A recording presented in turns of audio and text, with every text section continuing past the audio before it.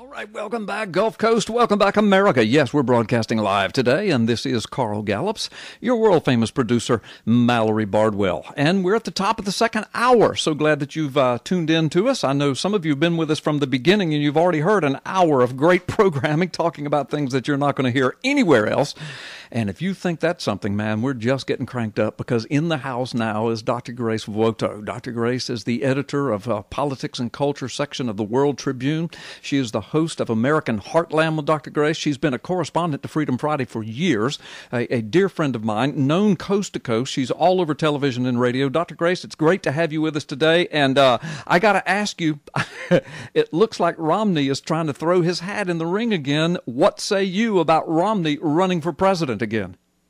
You know, Carl, it's great to be on your show, and one of the reasons I love being on your show is that I never feel inhibited, because you are a man of courage and you are a man who says the truth. Well, thank you. Listen, I am one of those people that am totally opposed to Mitt Romney throwing his hat back in the ring.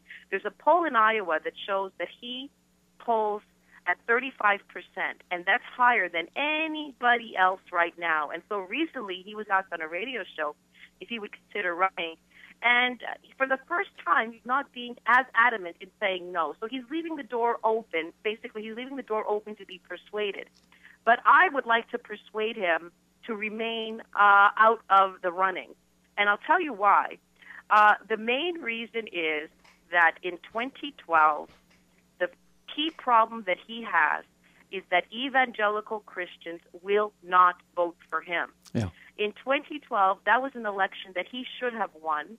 The president had no record to run on, and the economy was not doing very well. And yet, it was our own base that didn't turn out. There were fewer Christians who voted for Romney in 2012 than turned out for McCain previously. Right. So, one of the reasons, and the mainstream media didn't analyze it in great detail, but I think you, an expert on theology, can give the audience a tremendous amount of insight on it. Evangelical Christians are very reluctant to come out and vote for a Mormon. Yeah. I was not fully aware of that dynamic until I started working for the editorial page at the Washington Times in 2008. And it was my editor who came to me and she said, hey, I want you to take a look at this angle, at why it is that evangelical Christians are so reluctant to endorse a Mormon. And it was there that I discovered a story that the mainstream media hardly ever covers. And evangelical Christians themselves are reluctant to talk about it publicly because they're afraid of being called bigots. Right. No, but it's a profound reality. Go ahead. Yes. Yeah, no, I was just going to say, no, you're right. You're absolutely right. And as a matter of fact, please correct me if I'm wrong, but if my memory serves me correctly, after the election, I think it was determined that there were several tens of millions, maybe 20 million, 30 million evangelical Christians that didn't vote either. Isn't that right? Wasn't there millions? I think it was like 20 million. It was millions. I don't remember the figure, but it's something I'd like to do research on because it'll be part of one of the upcoming pieces trying to make these points. Yeah. So I'll get the exact statistics, but it was literally millions who stayed home. Right. And the question that nobody asked is exactly why, when clearly these Christians do not like Obama. Right, right, clearly. Well, and you know, you've hit on it because here's the deal, folks. Listen. Here's why people were calling into question Romney, because the Mormon faith, now listen, I'm just speaking historical, documented truth, okay? I'm not talking about Mormon people individually. I know folks who are Mormons, and I love them as people, no problem there. I'm not a Mormon hater, okay?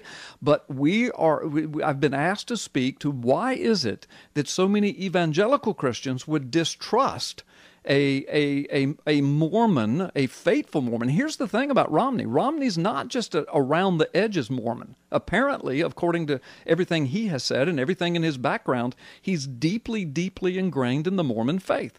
And the Mormon faith has some tenets that are very, very, very odd.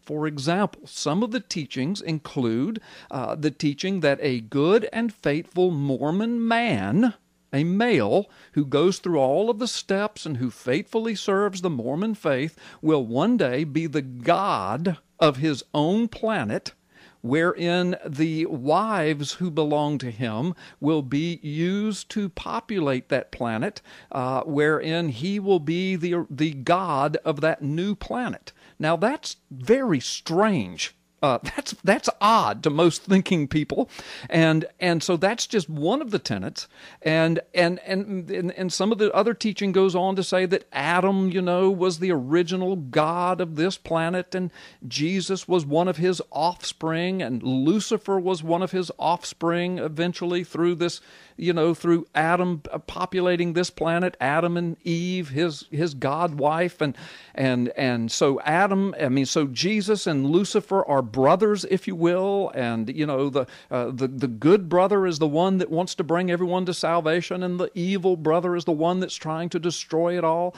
That's odd. That's really, really strange and odd.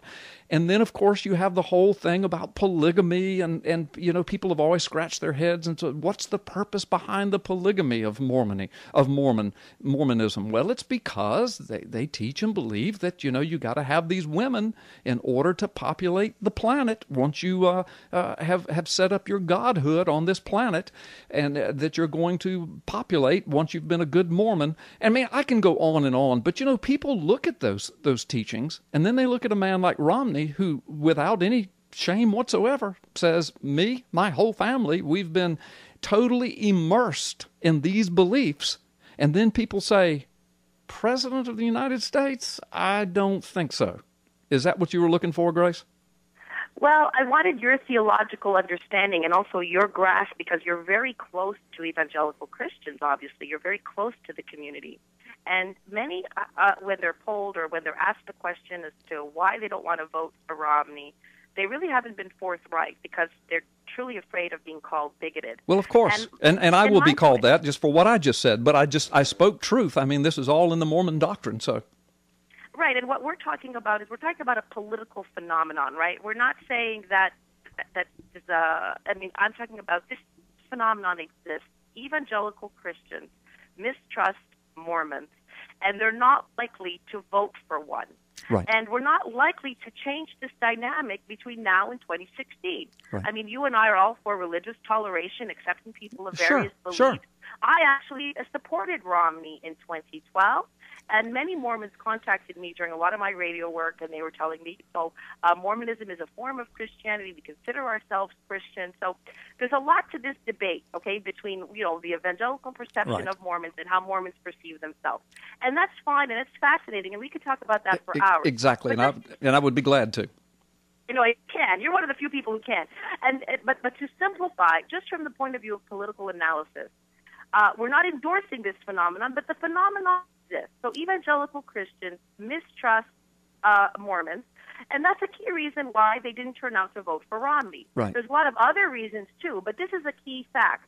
And this is not going to change between now and 2016. It may change in 10 years, it may change in 20 years, but it's not going to change within the next 2 years. Right. And so I think we are going down another dead end, because Romney will simply not get our very own base to vote for him. And he's not going to be able to cobble enough independents and moderates and other constituents to win a general election. Right. So my point today is, let us not waste our time on a guy who's proven one thing, is that he lost. He's a loser. In presidential electoral politics, he lost. And it's not just because the evangelical Christians didn't come out. He didn't get the Hispanic vote. He lost the Hispanic vote by a wide margin, far wider than George W. Bush. And for all that the mainstream media was trying to tell us about how this guy would appeal to the moderates, he didn't break through enough to make a difference. And I think that by going down this road, we're going to repeat a colossal mistake. And a greater point is this. He is viewed by great suspicion by Tea Party folks in general, because he's seen as a bit of a flip-flopper, a pragmatist, a Republican establishment guy. Right. So there's a lot of mistrust on so many different levels. He doesn't fire up the base, and that's not going to change. Right. And so I think that as soon as we can, we should put the kibosh on this Romney movement, and we should look towards a candidate that can actually win. I know what. Let's support Marco Rubio. That's another whole point there, isn't it? Yeah, no, I think you're right. And listen, and I want to make this clear to my listeners too. Listen, people say, well, you shouldn't vote for Romney because he's not a Christian. And I said, well, now, wait. Of course, as an evangelical biblical Christian, I would much prefer a God-fearing, Bible-believing, Jesus-loving Christian who is led by the Holy Spirit. I would much prefer that. But Dr. Grace, I don't know that we've ever had a president who meets that standard. And you know, and the Constitution is clear that our nation is not supposed to have religious tests for its leaders and for the presidency. So, you know, but as a Christian, we can have whatever test we want, of course. But the bottom line is, I say to people, look, did you vote in the last election? Did you vote? Have you voted in presidential elections? And they'll often say, well, yeah. And I say, okay, well, who was the born-again, Bible-believing, Jesus-loving, Spirit-filled, church-going Christian you voted for? Okay, Bill Clinton was a Baptist who sang in the choir at Emmanuel Baptist Church in Little Rock, Arkansas. Jimmy Carter taught Sunday school in Plains, Georgia at a Baptist church. Now, how did those two work out for you?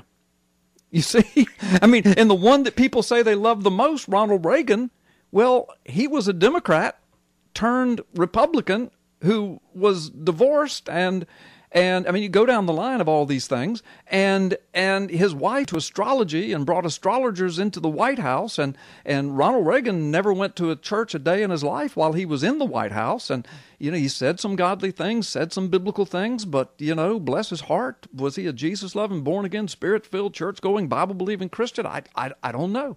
So, you know. Well, you know, Carl, and when you think about Barack Obama, I mean, he presented himself as a Christian in 2008. He still says that he's a Christian, but he definitely doesn't represent Christian values. And I think that's another reason, too, that evangelical Christians out there who are very serious about their faith, they don't want to go down the same road as having somebody in the White House that doesn't truly reflect their Christian values. Right. Now, Romney decided that, you know, he's not pro-choice after all, he's pro-life, but that's an example of something that is viewed with great suspicion. Right. Does he really believe that, or is he just saying that politically expedient? Yeah, exactly. Yeah. So, a lot of reasons to mistrust him. And I think, honestly, in a nutshell, if you can't win in 2012, and he was so outmaneuvered by Barack Obama in terms of how he was smeared, how he allowed himself to be smeared, how he was presented as a patriarch that was out of touch, how he was tagged as somebody that, you know, doesn't care about all Americans but only one political class, the rich. There was so much there politically, how he was outmaneuvered, and how he lost when we were crying out for somebody that would rescue us from the Obama regime. He was not able to turn it around. I think that, you know, we're just courting the same catastrophe to go down the same road. I agree. Listen, Dr. Grace, we're going to have to take a time out. When we come back, I want to ask you to share with the folks. You've got some information about